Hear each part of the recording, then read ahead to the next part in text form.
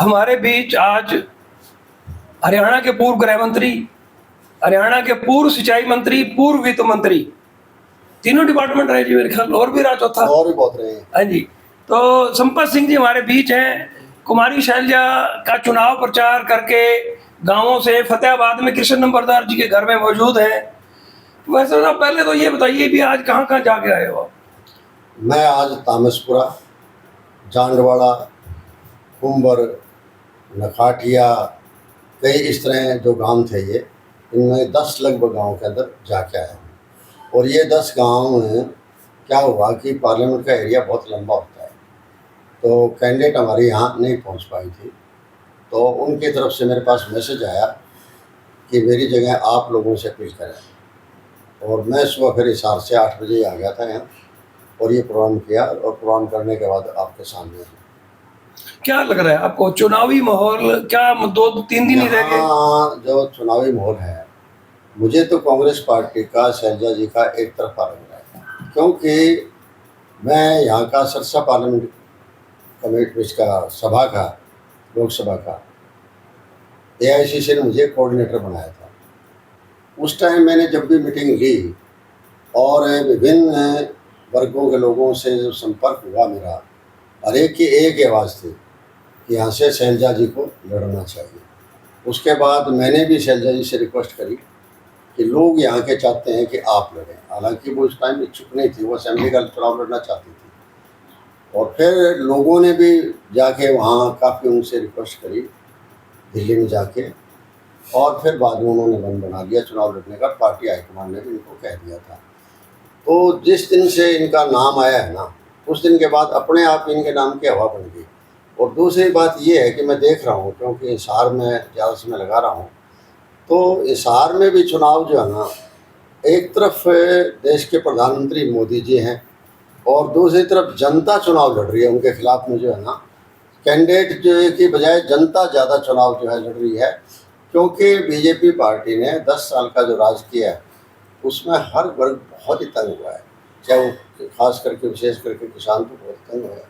14 महीने तक दिल्ली बॉर्डर पर बैठे रहे, ना पानी था, ना बिजली थी, ना कोई सोच करने की जगह थी। ऐसे तंग हुए, इतने परेशान हुए। वो तो चलो शुक्र है यूपी का विधानसभा चुनाव हो गया था, और उसकी वजह से मोदी जी ने ये कह दिया कि मैं किसानों को समझा नहीं पाया तीनों कानूनों के बारे में, और वो वापस ले लिए थे। लेकिन मेन डिमांड किसानों की रह गई थी। वो मेन डिमांड ये थी MSP की थी, तो न्यूनतम समर्थन मूल्य C2 फार्मूले के अनुसार हमें मिलना चाहिए। उसके लिए कमेटी बनाई। अब तक ये नहीं पता है कमेटी की रिपोर्ट क्या आई है, या कमेटी मीटिंग हुई है या नहीं हुई है। इस बात पर भी किसान जो है ना बहुत ही बीजेपी से रुष्ट है। और जहाँ बीजेपी कैंडिडेट जाते हैं, किसान के जो मतलब यूनियन से जुड़े हुए लोग हैं, एक्टिव हैं, वो सारे लोग जो है बीजेपी कैंडिडेट का या JJP कैंडिडेट का, दोनों का ही ज़बरदस्त जो है ना विरोध कर रहे हैं वहाँ। इसी तरीके से जैसे युवा है, अब इनके साथ ही बहुत अन्याय हुआ। बार बार भर्तियाँ निकाली गई, बार बार भर्तियाँ निकाली गई, लेकिन भर्ती एक भी नहीं हो पाई। दूर पेपर देने पड़ते थे और वापस आते थे, तो आप जैसे मीडिया में आ जाता था कि पेपर लीक हो गए तो इसका मतलब कैंसिल हो गए पेपर। तो इस तरह से मतलब एक किस्म का नौजवानों का शोषण किया गया। और दूसरी तरफ इन्होंने हरियाणा कौशल रोजगार निगम बना दी, जिसमें पता ही नहीं है कि क्या मेरिट है, कब लेना है, कब नहीं लेना है, कोई किसी को नहीं पता है। और काफ़ी लोग वहाँ लगा दिए, तो वो भी नौजवानों का शोषण है, क्योंकि वहाँ उनकी तनख्वाह पर GST लगती है। ये मुझे किसी टीचर ने बताया। फिर मैंने सोचा, क्योंकि पुराना मैं तो फाइनेंस मिनिस्टर रहा था, कि ये जो गुड्स और सर्विसेज टैक्स है, GST, इसको गुड्स एंड सर्विसेज टैक्स बोलते हैं। तो मेरे दिमाग में आई कि ये कॉरपोरेशन है, और ये कॉरपोरेशन सर्विसेज दे रही है, सर्विस प्रोवाइडर है, इसलिए इसके ऊपर GST लगा दिया। तो तनख्वाहें तो 18-20 हज़ार उनको मिल रही, साथ में GST उनसे और रिकवरी जो है ना वो कर ली। इसी तरीके से अग्निवीर से चलाई मिलिट्री में। पहले गांव के बच्चे मेहनत करके, स्पोर्ट्स के बच्चे भी और भी मिलिट्री में चले जाते थे, और बड़ी उनको एक सम्मान मिलता था मिलिट्री जॉब में गया है। अब उसको अग्निवीर के बहाने जो है ना 4 साल की कर दी। एक तरफ तो सैनिक बल कमज़ोर हो गया, और दूसरी तरफ जो बच्चे लगते हैं सेना में अग्निवीर, वो 17 से 21 साल के बीच में होते हैं। छोटी उम्र होती है उस टाइम पे, इतना परिपक्व दिमाग भी नहीं होता। तो मानसिक तौर पर भी उनको कमज़ोर कर दिया, डिप्रेशन उनमें आ गया कि अब 2 साल रह गए, अब साल रह गया, अब 6 महीना रह गए, घर आना है। अब आर्मी में गया वो आदमी शहीद होता था, बाकायदा पूरा मान सम्मान करते थे, मिलिट्री के लोग आते थे, सैल्यूट करते थे, सरकारें भी जो है ना उनको जो है पूरा बाकायदा उनको जो है इज्जत देती है, मान सम्मान देती है, हर लिहाज से परिवार की मदद सरकारें करती है। इनको तो शहीद का दर्जा भी नहीं मिलता, न कोई मान सम्मान मिलता, और इससे सेना कमज़ोर हुई है, अरे बच्चे को नुकसान पहुँचा है। इसी तरीके से श्रमिक वर्ग के लोग हैं, वो परेशान हैं। कांग्रेस पार्टी ने मनरेगा शुरू किया था और 100 दिन की गारंटी दी थी कि जॉब 100 दिन का काम आपको दिया जाएगा। उसका भी हर साल इन्होंने बजट गरीबों को इन्होंने ख़त्म कर दिया। और इसी तरीके से ये कहा था हम मकान देंगे बड़े बड़े। हम तो गाँव में पूछते हैं कि बताइए भाई किसी का मकान बना है? नहीं। और अनाज का मोदी जी ने कह दिया 5 साल के लिए मैं 5 किलो अनाज देता रहूँगा महीने का, और पर्सन के हिसाब से। आजकल बाजरा दे रहे हैं, बाजरा का कोई मतलब ही नहीं इन दिनों गर्मियों में। इनको यही नहीं पता कि बाजरा खाने का टाइम कौन सा होता है। आज बाजरा की खिचड़ी बनाए या रोटी बनाए तो उसके अंदर आपको घी भी चाहिए, दूध भी चाहिए, दही भी चाहिए, जो कि गर्मियों के अंदर पशु सूख जाते हैं, कम हो जाता है जिसका देना होता है उसका। लेकिन इस टाइम में जो है ना बाजरा देना, और ये प्रथा आज के नहीं है, हाँ थोड़ा सा बदलाव आया है। पहले इस पर फोटो नहीं लगती थी थैले पर, अब प्राइम मिनिस्टर की फ़ोटो लगती है थैले के ऊपर। मुगलों के टाइम में मिलता था, जो अखाड़ पढ़ते थे मुगल बादशाह भी लोगों को देते थे। इसी तरह अंग्रेज़ों के टाइम में मिलता था। और कांग्रेस पार्टी देश की आज़ादी के बाद जब बनी, उन्होंने भी इस बात चीज़ को शुरू रखा था। फिर मोदी जी कह देते हैं कि भाई कांग्रेस पार्टी ने 70 साल तक कुछ नहीं किया। 70 तो नहीं, करीबन 55-56 साल टोटल किया था राज। उसमें सबसे बड़ा काम तो ये किया जाए कि मोदी जी देश के प्रधानमंत्री हैं। अगर कांग्रेस कॉन्स्टिट्यूशन ना बनाती, संविधान इस तरह का संविधान है, आज हमारा संविधान वर्ल्ड में जो हम नंबर 1 पर मानते हैं, डेमोक्रेसी इसमें है, लोकतंत्र इसके अंदर है, संस्थाएं डेमोक्रेटिक हैं, सारी चीज़ें बढ़िया है, जुडिशरी मतलब जो ऑटोनॉमस है बड़ी है। तो इस तरह का जो संविधान बना दिया, उस संविधान की देन है कि मोदी जी देश के प्रधानमंत्री बने के, वरना मोदी जी कहाँ बनते देश के प्रधानमंत्री। तो आज लोगों का बड़ा ज़बरदस्त गुस्सा है बीजेपी पार्टी की तरफ। ऐसे है कि जैसे कोई दुश्मनी लोग निकाल रहे हैं और उसको जो है ना वोट में कन्वर्ट कर रहे हैं हर वर्ग का। पहले जैसे ना कई बार वर्ग बढ़ जाया करते हैं, शहर देहात बढ़ जाया करता, अब चाहे वो शहर का हो, चाहे देहात का हो, चाहे किसी वर्ग का हो, क्योंकि सब पर लाठियाँ मांझी है लोगों ने। संवाद तो ख़त्म कर दिया इन्होंने, और संवेदनशीलता भी ख़त्म कर दी, और जिसको अकाउंटेबिलिटी कहते हैं, जिम्मेदारी उत्तरदायित्व, वो भी इन्होंने ख़त्म कर दिया। किसी ने आंदोलन किया, किसानों ने आंदोलन किया, लाठियाँ पड़ी। सरपंचों ने आंदोलन किया तो लाठियाँ पड़ी। मुलाजिम ने आंदोलन किया तो लाठियाँ पड़ी। हर वर्ग के ऊपर जो है ना इन्होंने लाठियाँ मारी है। तो इस वजह से लोग जो है ना हर वर्ग का आदमी इनसे दुखी है। संपत सिंह जी, भाजपा के विरोधी दल जैसे कांग्रेस में आप हैं, दूसरे राजनीतिक दल भी हैं, बार बार एक बात कह रहे हैं कि देश में एक आतंक का माहौल है, डर का एक माहौल है विदेश में। और जैसे कुरुक्षेत्र से नवीन जिंदल भाजपा के उम्मीदवार बने, पहले कांग्रेस के सांसद बने थे, भी उनको डरा के, ईडी वगैरह से डरा के भाजपा ज्वाइन कराई गई है। ये वास्तविकता क्या है? ऐसा है, ये मेरे पुरानी बात याद आती है। हम बच्चे होते थे, उस टाइम जूते तक नहीं होते थे, कई बार कांडे चुभ जाए करते पाँव के अंदर, छोटी चिमटी होती है उससे कांडे निकाला करते थे। तो मोदी जी के जो खिलाफ बोलता है ना, उसके ये कांडे निकाल रहा है, और कांडे निकाल के रख खा रहा है, या तो जेल में रख रखा है या बीजेपी पार्टी में रख रहे हैं। तो इसका मतलब ये हो रहा है कि तकरीबन जितना भ्रष्टाचारी थे वो सारे के सारे बीजेपी में दाखिल हो चुके हैं, और वहाँ जाने के बाद जो है ना वो साफ हो जाते हैं। तो ये एक तानाशाह का बात नज़र आती है कि आपको जैसे आपका अधिकार है, निजी अधिकार जिसको हम कहते हैं, मौलिक अधिकार कहते हैं, आपको अपना विचार प्रकट करने का, बोलने का, वो जो अधिकार है सबसे ज़्यादा उस पर अटैक हो रहे हैं और उसको ख़त्म किया जा रहा है। जो भी उनके खिलाफ बोलता है उसी को दबाने की कोशिश करते हैं। इसी तरह संस्थाएं हैं, इनको भी लगभग काबू करने का प्रयास किया गया है, और बहुत प्रयास से काबू भी आ गए। ठीक है, जुडिशरी को मैं मानता हूँ कि आज तक अभी दबी नहीं है जुडिशरी। प्रयास तो वहाँ बहुत किए गए हैं। 600 जजों ने 600 वकीलों से लिखवा के दिया कि कुछ लोग ऐसे हैं, वकील है, गिरोह है ये, जो कि आपकी शान में जो है ना आपका जुडिशरी को कमज़ोर करना चाहते हैं। इसका मतलब क्या था? इसका मतलब था जुडिशरी के ऊपर दबाव डालना।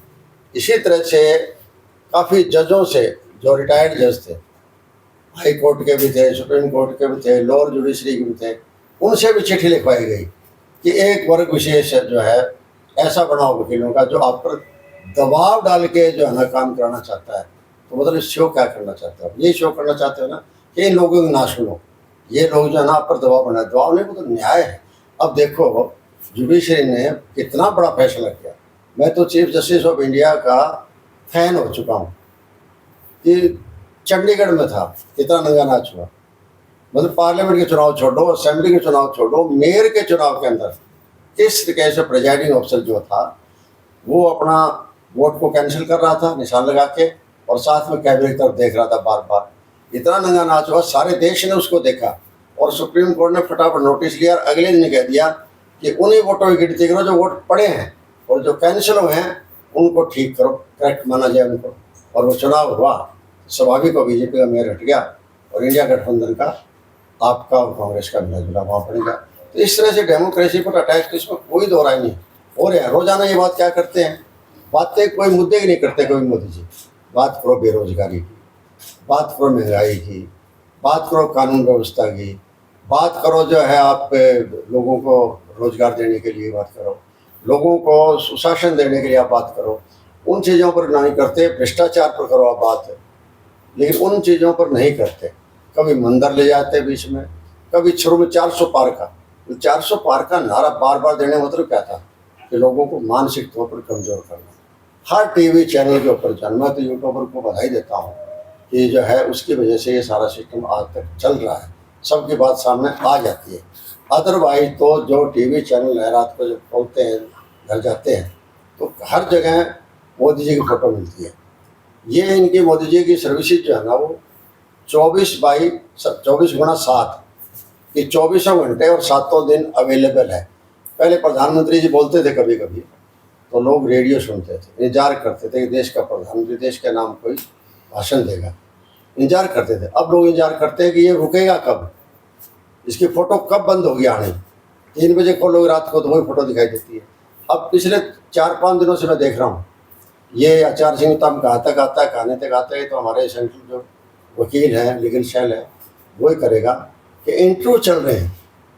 मान लो एक चैनल ने इंटरव्यू ले लिया उनका, और लेके बाकी चैनल सारे उसको उठा रहे हैं, और फिर उसके ऊपर तबसरा चल रहा है। इस तरह से रोज रात भी इंटरव्यू था, उससे परसों हुई रात को भी इंटरव्यू था, उससे 3 रात से मैं देख रहा हूँ लगातार अलग अलग जो है एंकर जो है उनका इंटरव्यू दे रहे हैं। वही है कि वर्बेटम भी उन्होंने सवाल लिखे दे दिए और वो उनका जवाब दे रहे हैं, मतलब अपनी बात पहुँचाने के प्रयास यही कर रहे हैं। मुद्दा क्या बना दिया बताओ, 400 पार 400 पार, फिर कर दिया मंदिर मंदिर मंदिर। कांग्रेस पार्टी मंदिर नहीं बनाना चाहती थी, कांग्रेस पार्टी मंदिर के ताला लगाने जाना चाहती है। इंडिया गठबंधन की सरकार अगर आ गई है तो उसको बुलडोज कर देंगे। इतने भयभीत क्यों हो रहे हो आप? बुलडोज कर देंगे, नास्तिक है क्या?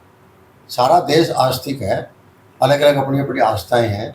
कोई जाता है सालासर जाता है, कोई मेहंदीपुर जाता है, कोई वैष्णो माता के मंदिर में जाता है, कोई मनसागर जाता है। अलग अलग लोगों की आस्था है। आस्था पर अटैक करना बिल्कुल ठीक नहीं है।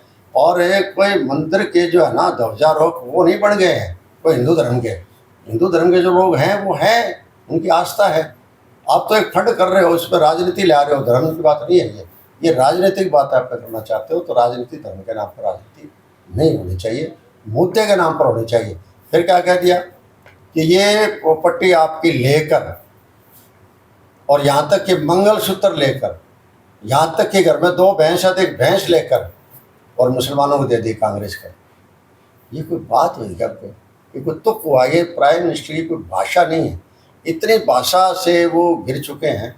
देखो नरेंद्र मोदी जी क्या बोलते हैं, आज उस बात की चिंता किसी को नहीं होनी चाहिए, लेकिन देश का प्रधानमंत्री बोलता है उसकी चिंता स्वाभाविक है, सब होती है कि बोल क्या रहे हैं लोग। उन बातों से लोग तंग आ जाते हैं, सुन के तंग आ जाते हैं। तो आज इसलिए जो है ना ये चुनाव इस बार क्या हो रहा है कि मोदी वर्सेस जनता, ये चुनाव पड़ गया। अब स्टेट गवर्नमेंट को लोग भूल ही गए। किसी को याद नहीं है खट्टर साहब चीफ मिनिस्टर थे क्या, किसी को याद नहीं है कि सैनी साहब आज चीफ मिनिस्टर है क्या। सारा निशाना पार्लियामेंट के अंदर जो है सारा का सारा मोदी जी की तरफ उतारा है। किसी की फोटो नहीं आने देते अपने साथ में, कहीं भी देखो, और किसी को उद्घाटन नहीं करने देते। रेलवे में 2 डब्बे जोड़ने हैं तो आप उद्घाटन करोगे, रेलवे कोई टॉयलेट बन रहे हैं तो आप उद्घाटन करोगे। कहीं रेलवे मिनिस्टर दिखाई नहीं देता, कहीं डिफेंस मिनिस्टर दिखाई नहीं देता, कहीं होम मिनिस्टर दिखाई नहीं देता, सारी की सारी जगह जो है ना, कहीं फाइनेंस मिनिस्टर नहीं दिखाई देते। रेलवे का तो बजट ही खत्म कर दिया, एक के अंदर ही कर दिया ताकि रेलवे मिनिस्टर की चर्चा ना आए। तो इस तरह से मतलब इससे बड़ा तानाशाह कोई हो नहीं सकता था। इसलिए हम तो ये कहते हैं कि ये चुनाव बहुत ज़रूरी है। ये चुनाव अगर गड़बड़ हो गई तो फिर देश के अंदर प्रजातंत्र नाम की कोई चीज़ नहीं बचेगी। तो छोटा सा एग्जाम्पल देता हूँ, पीछे एक प्रोफेशन है, पाकिस्तान का जो इंडिपेंडेंस डे था उसमें बधाई दे दी, सिर्फ इतनी बधाई लिखी उसने अपने एक्स के ऊपर बधाई लिख दी, उस पर देशद्रोह का मुद्दा बना दिया। सुप्रीम कोर्ट में मारा फेंक के कागज, बोले तुम किसी की पर्सनल आज़ादी पर भी अटैक करोगे क्या? किसी बोलने का अधिकार ही नहीं है। कौन सा प्लेयर अच्छा चल रहा है, कौन सा देश क्या कर रहा है, इसके बारे में मेरे विचार प्रकट में मुझे अधिकार है। मुझे पाकिस्तानी बना दोगे कर? मान लो मैं पाकिस्तान के बारे में कोई 4 बातें अच्छी कह देता हूँ, पाकिस्तान के प्लेयर की किसी की बड़ाई कर देता हूँ, इसका मतलब हिंदुस्तान विरोधी हो गया। कर अपने विचार तो प्रधानमंत्री भी दूसरे देशों में जो इंडिपेंडेंस डे आते हैं तो बधाई जारी करते हैं अपने। इस तरह की चीज़ें इन्होंने कर करके दिखा दिया, शो कर दिया कि ऑटोक्रेट है। अब ये जैसे आपका कोरोना आया था, कोरोना ने देखा कोई हाल हुआ था, कर एकदम सब कुछ बंद कर दिया, रेलवे बंद, बस बंद, कितना बुरा हाल हुआ था। याद करो तो आप मीडिया में आता था, कितने लोग, कोई सब प्रगटली है, बच्चा है उसके 2 बच्चे नंगे पाँव चलने लग रहे हैं, बहुत बुरा हाल मतलब उस टाइम जो किया था। और अब ये जो टिक्के वाली दवाइयों वाली बात है तो आ गया, साबित ही हो गया। इसके बाद हार्ट फेलियर बहुत ज़्यादा केसेज होने लग रहे हैं। नोटबंदी की आपने एकदम जो है ना बंद कर दिया, क्या फर्क पड़ता था? आप ये दिखते थे कि फलानी तारीख तक जो है ना ये नोट चलते रहे, धीरे धीरे धीरे धीरे वो छपने ही बंद हो जाते, ख़त्म ही हो जाते। कोई जरूरत नहीं थी कि इतना शॉर्ट पीरियड देके। और उसमें क्या हुआ, काले धन की बजाय जो है ना काला धन उजागर नहीं हुआ, काला धन सफ़ेद बन गया। बड़े बड़े लोग जो थे जिन्होंने अपने जो बैंक चला रहे थे और चला रहे थे, उन लोगों को पता नहीं कितने कितने जाली नोट जो है ना जमा करके, किसी को ये नहीं पता लगा कि ये सही नोट है या गलत नोट है। क्यों? धुआं धो पैसा जा रहा था और जो भी मैनेजर है या अकाउंटेंट है उसके हाथ में था। जो अगर ईमानदारी से काम किया है तो ईमानदारी से हो गया, उसको कोई भी बेईमानी तरीके से आप जो है ना नोट उनको दे रहे हो तो वो अपना सरकार है अंदर, और बाद में उसको प्लाईवुड के में इस्तेमाल करने के लिए आप भेज रहे हो। तो आज तक उसका रिकॉर्ड नहीं दे पाए कि भी कितने नोट छपे, टाइम उस टाइम तक कितनी रिकवरी आई, कितनी नहीं आई, क्या हुआ, कोई जवाब नहीं है उनका। सारी संस्थाएं काबू कर ली, RBI काबू कर ली, इलेक्शन कमीशन काबू कर लिया, इसी तरीके से ED काबू कर ली, CBI काबू कर ली। इनको तो बिल्कुल ही पिंजरे में बंद कर दिया सारी चीज़ों को, मर्जी आज उनको निकाल कर किसी के पास भेज देते हो आप। तो ये इससे फालतू और तानाशाह क्या होगा? और तानाशाही के खिलाफ लोग जो है ना बाकायदा लड़ते हैं। कभी लोगों ने तानाशाही बर्दाश्त नहीं की, आज भी लोगों को सबसे ज़्यादा है तो डेमोक्रेसी प्यारी है, प्रजातंत्र। संपत सिंह जी, बहुत लंबी बातचीत आपसे हुई है। अंतिम प्रश्न ये है कि कांग्रेस के नेता, आप लोग तो नहीं मानोगे लेकिन हमने ना पता नहीं कितने गुटों में देखे हैं। कोई रेस्ट हाउस में प्रेस कॉन्फ्रेंस करता है, कोई अपने कार्यालय में करता है, कोई और।